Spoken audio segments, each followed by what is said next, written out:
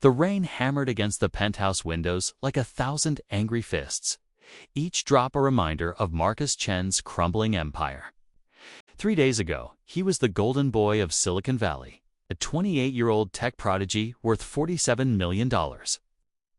Featured on magazine covers, courted by investors who threw money at his revolutionary cybersecurity startup, Shield Tech. Now, he sat in darkness, surrounded by 7 monitors displaying a nightmare in neon red.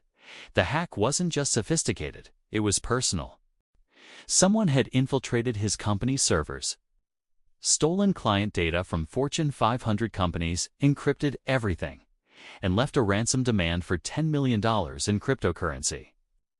But worse than the money, worse than the legal nightmare brewing, was the message burned into every screen. You took everything from me, Marcus. Now I take everything from you. Ghost Marcus didn't know anyone called Ghost. He'd built his company on ethics, on protecting people. How had this happened? His phone buzzed incessantly, investors demanding answers, lawyers preparing lawsuits, clients threatening to pull contracts. The media was already circling like vultures. Tech Wunderkind's company breached. Was it all a scam? Read one headline. His reputation, built over a decade of sleepless nights and sacrifice, was evaporating. He'd called in favors from every cybersecurity expert he knew. 27 programmers, including former NSA analysts and white-hat hackers who'd cracked international crime rings, had tried to break through the encryption. Each one walked away defeated, shaking their heads at code they'd never seen before, something that adapted, learned, countered every strategy they threw at it. It's AI-assisted encryption, one expert had whispered in awe and horror. Whoever did this, they're not just good. They're years ahead of everyone. Marcus hadn't slept in 72 hours. He hadn't eaten. His hands trembled as he typed another futile command, watching it fail spectacularly.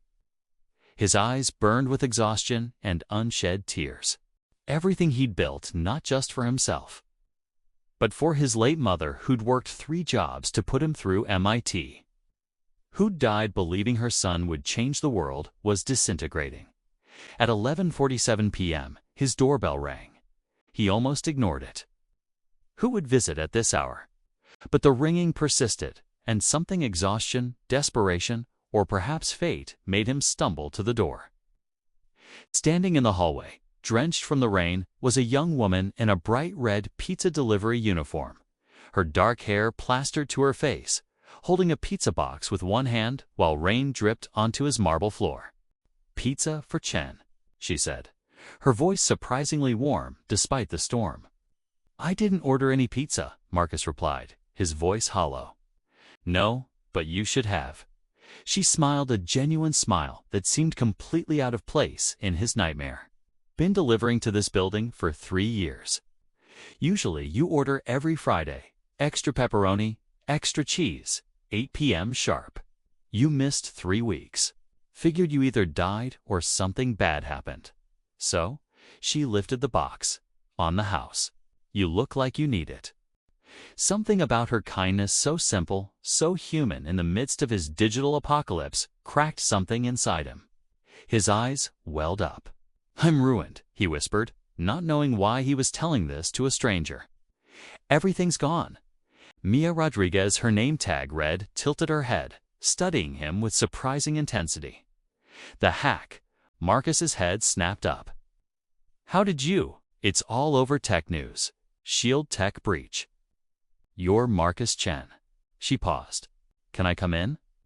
I'm drowning out here, and that pizza's getting cold." He should have said no. But loneliness and despair make us do strange things. He stepped aside. Mia walked in, set the pizza on his kitchen counter, and her eyes immediately went to the wall of monitors displaying his digital prison. She froze, her expression changing from casual concern to focused intensity. "Adaptive polymorphic encryption with recursive key generation," she murmured, stepping closer to the screens. "Neural network defense protocol." Jesus, this is beautiful work. Evil, but beautiful. Marcus stared at her. "What did you just say?" She turned, suddenly looking sheepish. Sorry, bad habit. I tend to analyze things. You understand what you're looking at. More than I should for a pizza delivery girl, huh? She smiled sadly. MIT dropout, class of 2019. Full ride, computer science and cryptography. Was on track to graduate top of my class. What happened? Dad got sick, cancer. Mom was already gone. Little brother was only 14. Someone had to pay bills, keep the family together. Scholarships don't cover family medical bills. She shrugged, but Marcus saw the pain behind her casual demeanor. Been delivering pizzas ever since. Dad passed last year. Brother's in college now, full ride to Stanford. I make enough to keep us afloat. And you just gave up your dreams. Didn't give up, just postponed. She looked back at the screens. But those skills don't just disappear. I still code every night after my shifts. Read journals, solve puzzles. This encryption here, she pointed at his main monitor. I've seen something similar. There was a paper published 6 months ago on the dark web, theoretical, AI-enhanced cryptography that adapts to decryption attempts. Everyone said it was impossible to implement. Guess someone proved them wrong. Marcus felt something he hadn't felt in days. Hope. 27 experts couldn't crack it, he said quietly. Because they're thinking like experts. Mia grabbed a slice of pizza, took a bite, then started typing on his keyboard without asking permission. High-level decryption, brute force variants, quantum computing simulations, am I right? Marcus nodded, stunned. That's exactly what this encryption wants. It feeds on sophisticated attacks, uses them to strengthen itself. It's like fighting a mirror. Whatever you throw at it reflects back stronger. She typed rapidly, pulling up code Marcus had tried earlier. But what if we don't fight it? What if we speak its language? What do you mean? Her fingers flew across the keyboard, pulling up terminal windows, running scripts that seemed almost random. Every AI has a learning baseline, a foundational protocol it references. This one's adapting, yes, but it has to check against something. There's always a conversation happening underneath the code, asking what am I, before it becomes what it needs to be. She worked for 3 hours straight. Marcus watched, bringing her coffee, asking questions that she answered while never stopping her work. She explained her logic, how she was creating a protocol that mimicked the encryption's own learning pattern, essentially teaching it to decrypt itself by treating decryption as just another form of encryption. It's like Inception, she explained. We're making it dream about being unlocked. At 3:17 a.m., something shifted on the screens. The red warnings flickered. Lines of code began cascading.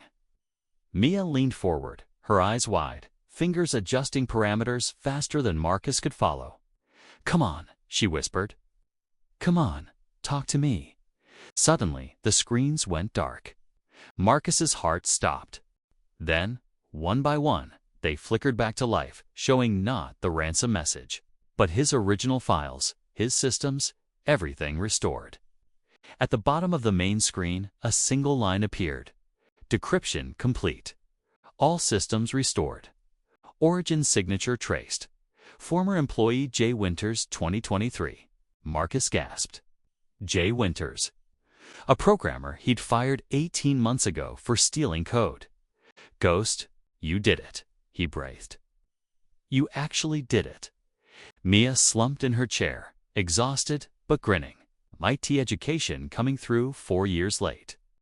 Marcus dropped to his knees beside her chair, tears streaming down his face. You saved everything. My company, my reputation, my clients, everything. How can I ever repay you? Well, she said thoughtfully, I could use a job that doesn't involve soggy pizza boxes. He laughed, actually laughed for the first time in days. How about Chief Security Officer? Full equity package. Name your salary. How about we start with Senior Cryptography Consultant? I've got pizza deliveries tomorrow. Quit, right now. I'll pay you double whatever they pay. No, triple. Mia looked at him seriously. You know what I really want? Finish my degree. On the company's dime, work part-time while I study. Then, maybe, we talk about that CSO position. Marcus wiped his eyes. Done. And I'm setting up a scholarship fund for people like you who had to pause their dreams to take care of family. We'll call it the Rodriguez Family Foundation. That's too much. It's not enough. He stood, helping her up.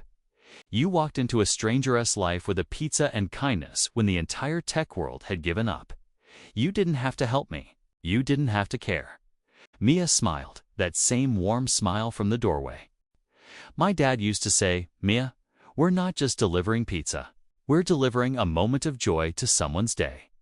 I always thought he was being corny, but tonight, I guess he was right. Sometimes people need more than what they ordered. As dawn broke over the city, Marcus and Mia sat together, sharing that cold pizza while his phone exploded with relieved messages from clients and investors. The hack was over. The nightmare was ending. But more than that, something new was beginning. 6 months later, Shield Tech was more successful than ever, with Mia Rodriguez as the youngest ever Chief Innovation Officer in Silicon Valley. Working on her MIT degree remotely and pioneering new approaches to adaptive cybersecurity. The Rodriguez Family Foundation had awarded 50 scholarships to students who'd sacrificed their education for family. And every Friday at 8 p.m., Marcus still ordered pizza, extra pepperoni, extra cheese only now. Mia was sitting across from him in their shared office, laughing as they worked to make the digital world safer for everyone. Because sometimes the most sophisticated solution comes not from the experts who've seen everything, but from someone who still remembers what it means to help a stranger on their worst day. Sometimes, the code that saves us isn't written in programs, it's written in kindness.